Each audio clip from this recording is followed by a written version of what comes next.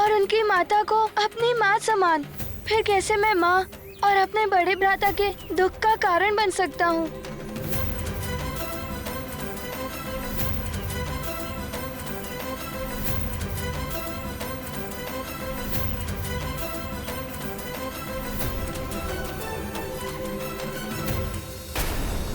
तुम कोई साधारण बालक नहीं हो सकते। कौन हो तुम वत्स?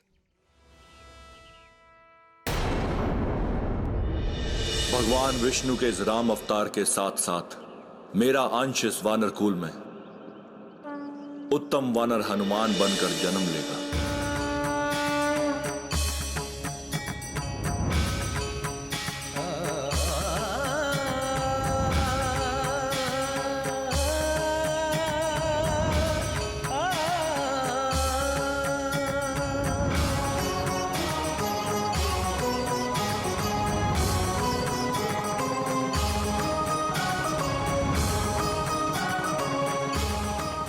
महादेव, भोलेनाथ, मुझे क्षमा करना प्रभु, मैं आपको पहचान नहीं सका।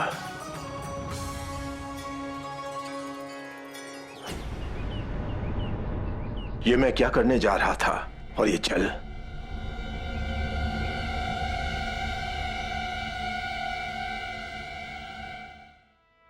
तुम्हारी विनती को स्वीकार करते हुए मैं रावण और वाली को दुष्कर्म त्यागने का एक अवसर देता हूं।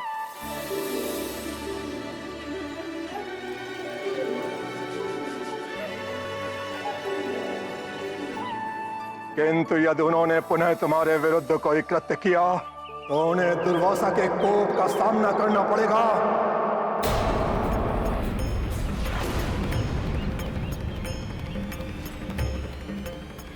मैं वचन देती हूँ ऋषिवर, मैं किसी भी प्रकार स्वामी को दुष्कर्मों का त्याग करने के लिए मना लूंगी।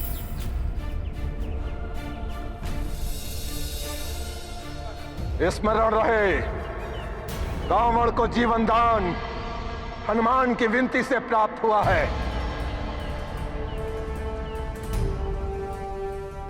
अतः भविष्य में हनुमान के इस उपकार का प्रतिफल देना होगा।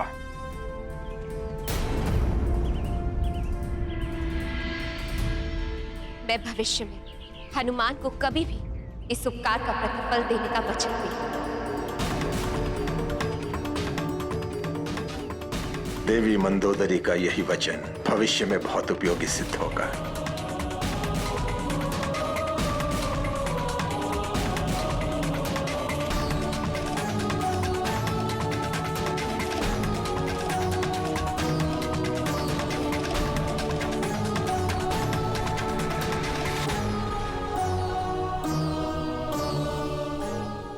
धन्यवाद हनुमान, आज तुम्हारे कारण मेरे स्वामी शापित होने से बच गए। मुझे आज्ञा दीजिए ऋषि।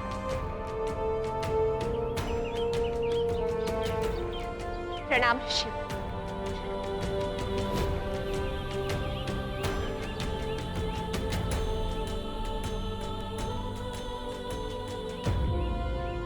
ऋषिवर, आपने वाली भैया को क्षमा करके मुझ पर बहुत बड़ा उपकार किया है।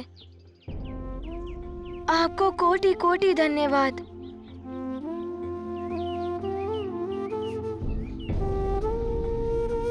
आपकी लीला आप ही जाने प्रभु।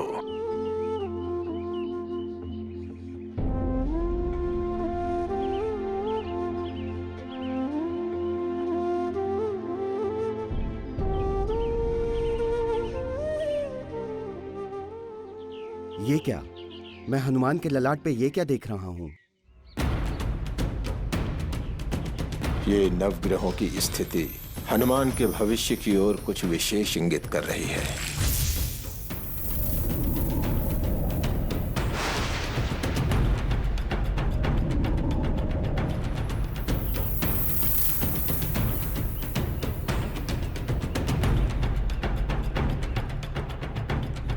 हनुमान! मैं तुम्हें श्राप देता हूं कि तुम अपनी सारी बल विद्या भूल जाओगे।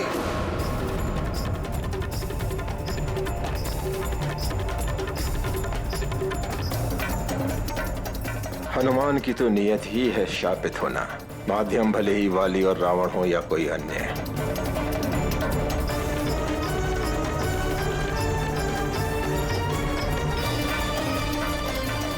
हनुमान तभी तक बचा रह सकता है जब तक कोई भूल नहीं करता, किंतु नियति है तो किसी न किसी माध्यम से भूल होकर ही रहेगी। क्या हुआ ऋषिवर? किसी गहन विचार के मंथन में डूबे हुए हैं आप? हनुमान, मैंने कुछ देखा है तुम्हारे भविष्य में। तुम पर कोई बड़ा संकट आने की संभावना है।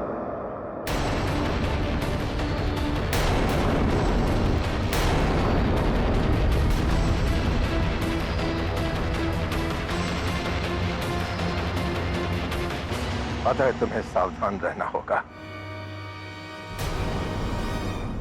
न जाने मेरे पुत्र हनुमान को कब संकटों से मुक्ति मिलेगी और ये अन्य बालकों की भांति जीवन जी सकेगा।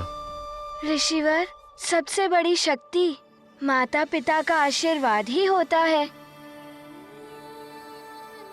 मेरी माँ, पिताश्री एवं गुरुजनों का आशीर्वाद साथ रहे तो किसी भी संकट से भयभीत होने की कोई आवश्यकता नहीं।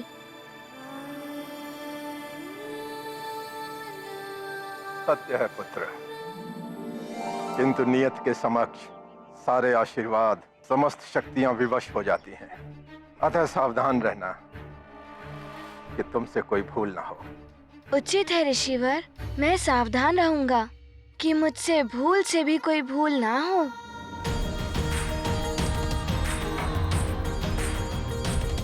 परंतु ऋषिवर, आप कब तक अपनी अंजलि में ये जल रखेंगे?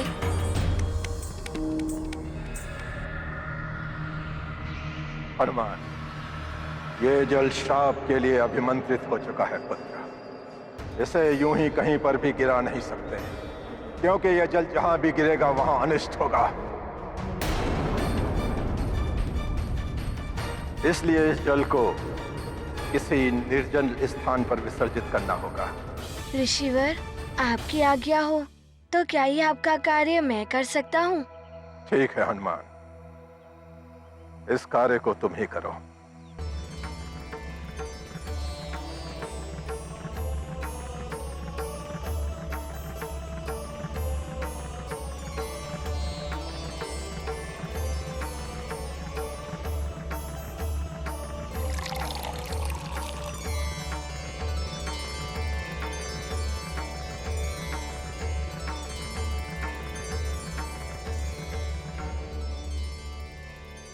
अवश्य ऋषिवर, प्रणाम। कल्याण हो। ये शाश्वत सत्य है कि जिसका जन्म हुआ है एक दिन उसकी मृत्यु भी निश्चित है, किंतु फिर भी मृत्यु कोई नहीं चाहता। रावण को भी मृत्यु का भय था, इसीलिए हनुमान के जन्म से ही उसने हनुमान को मारने के षड्यंत्र रचने आरंभ कर दिए थे। किंतु ऋषि दुर्वासा की चेतावनी के पश्चात रावण यह समझ गया था कि यदि अब उसने हनुमान के विरुद्ध कुछ किया तो उसे ऋषि दुर्वासा के कोप का सामना करना होगा। किंतु